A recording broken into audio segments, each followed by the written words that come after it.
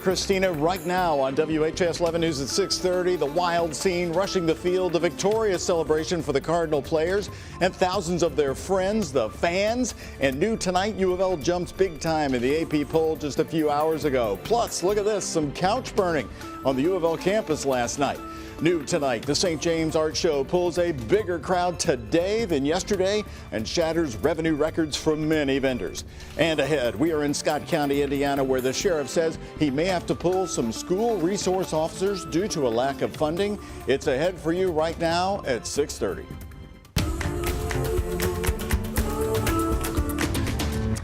And hello, everybody. Good to be with you on this Sunday evening. I'm Doug Proffitt. First here tonight, more violence in the highlands of Louisville. Louisville Metro Police say a late-night brawl at a Baxter Avenue bar recorded by stunned patrons, then turned into a shooting outside. WHAS 11's Connor Steffen has just interviewed witnesses and has more from Baxter's bar on what went down.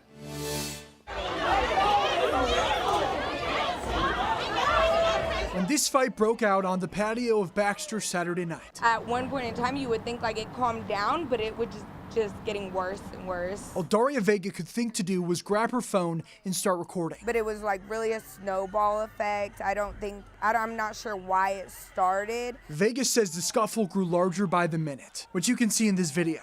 By her count, at one point, 40 to 50 people got involved. Baxter says the fight started just before 2 a.m. with two of the bar's patrons, before its security team stepped in to respond.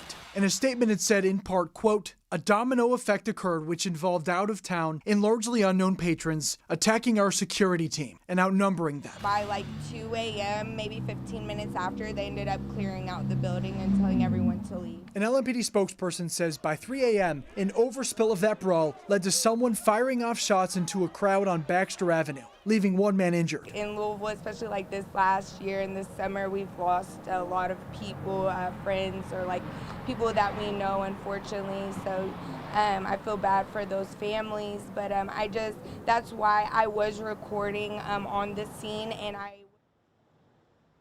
a video some say is a window into an ongoing issue facing Louisville's nightlife. I feel like it's a responsibility on us as adults in the community to keep each other safe, you know. A spokesperson with Louisville ABC says the Baxters has not been cited to this point, but they are currently under investigation. In Louisville, Connor Steffen, WHAS 11 on your side. Also today, celebrating the life of a beloved Bullitt County school bus driver killed in a crash while he was on his way to work late last month, remembering the life of Jason Benningfield. Today at the Highview Police Department of Bullitt County, they hosted this car show to help raise funds for his family. Included was raffles, food trucks, vendors, and live music. People there tell us Jason meant so much to their community. Everyone who has known Jason knows what he has brought to our lives, and that I hope that we can continue to keep his legacy and his memory alive. And I'm just so grateful and blessed to have known Jason and his family. And they are certainly doing that today. The 48-year-old was driving his pickup truck to the school bus compound early in the morning of September 8th when he was involved in a crash with another pickup. A GoFundMe account has also been created to support this family. We've got a link for you at WHAS11.com. All new right here at 6:30 tonight. Local schools want more security. We all know that. More security than ever before. But in southern Indiana, one sheriff now says he may have to pull his deputies out of the schools as the money dries up. WHAS 11's Alex Dieterer is in Scott County talking to the leaders who control the money. I have an extremely tough decision to make coming up here. Scott County, Indiana Sheriff Jerry Gooden took to Facebook Friday, sharing a video addressing why his office may be forced to remove school security officers from some of the Scott County schools. We are in a critical shortage of manpower here at the sheriff's office. Sheriff Gooden says deputies are leaving the county to work for other departments in Indiana for pay thousands of dollars more than what the county can pay them.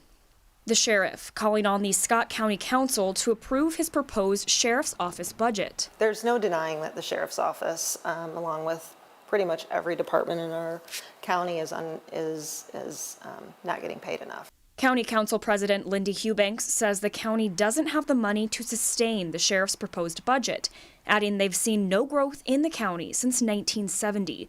Despite that, the county doesn't want to lose the SROs. We are not choosing to defund the resource officers in any way, shape, or form. Scott County Council President Lindy Hubanks, she tells me that the SROs here in the elementary schools in the county are funded through the entirety of 2023 and are in the proposed budget for 2024. The County Council is meeting this Tuesday, October 10th at 5:30. In Scottsburg, Alex Dieterer, WHAS 11 on your side. And a big new development today after the seismic victory for the undefeated Louisville Cardinal football team beating number 10 Notre Dame. That game, of course, you watched live right here on WHAS 11 last night. Afterwards, students got rid of some furniture.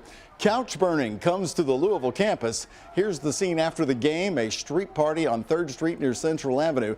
Louisville firefighters getting there in this video and starting to put water on a burning couch. This video is from Louisville Live streamer Maxwell Mitchell, who was on the scene. But the celebration started inside the stadium just after 11 o'clock. Thrilled fans storming the field. The game clock hits 0. The U of L sideline empties, joined by thousands of their fans right on the field. You couldn't be there? Well, here's what it looked like from our photojournalist Alyssa Newton right in the middle of it all.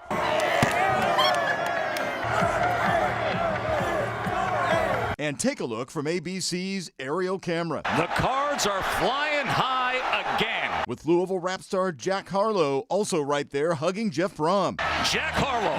Those on the field making history on this chilly fall night. It was a record-breaking crowd. Well, Mason Horodisky is joining me now, and Mason, new AP poll out today. Yeah. They really went up. It's the highest the Cardinals have ranked since 2017. So hard to turn around a football team, but we are witnessing that happening. Oh, we're witnessing that in its entirety right now. Yeah, Doug, Louisville has a lot to feel good about in the moment, and it only got better this afternoon when the Cards made that 11-spot jump all the way up to number 14 in the country after a decisive win over Notre Dame. Now, Irish head coach Marcus Freeman tipped his cap to Louisville after all was said and done. But first, I think Jeff Brom put it best when how the city's feeling today. Great day to be a Cardinal, so I'm definitely going to smile right now. Huge victory for our team, a huge victory for this fan base, a huge victory for this university, and all the leadership that does a tremendous job directing us in the right direction. You know, no, nobody's affected our quarterback quite like Louisville did, and so you have to give them credit. And you know, they were stacking the box and saying, hey, we're going to refuse you to let you run the ball, and that means we got to make some plays in the passing game, and so we didn't. They understood what it meant to not only us, but to the entire town and city and university to win, and you know, they grinded it out. Coming up later on in sports, we'll hear from a few of the Louisville players on the big win. Okay, Mason, thank you very much. Now, I spent several hours with Dad Oscar Brom and talked to his sons before the big game, and there are now 4 Broms working at U of L football. Oscar visits the offices several times a week, but Tuesday at 6, you're also going to meet the other family member. That's Brady. He is a freshman at U of L, now working at the U of L football staff. Brady is Jeff Brom's son, and he was right there. You spotted him last night in our live coverage on the field with him last night. And then there's the patriarch Oscar, was a U of L quarterback in the 1960s. He doesn't work there, but gives lots of free advice. So you see him walking through the hallways. Do you just smile and just go? Well, it is every day, and you know, no matter whether the door's shut or not, and I he's try coming to in. sneak up because I don't want him to turn and walk the other way. It's just the way it is, you know. Just the way it is, but it's not just U of L. The Broms are also well known at Trinity High School, where Oscar's a longtime quarterbacks coach, still for the team where his 3 sons played. How the family management approach has helped in the quick turnaround of U of L football we're now seeing play out. The first family of football will have the story Tuesday night at 6.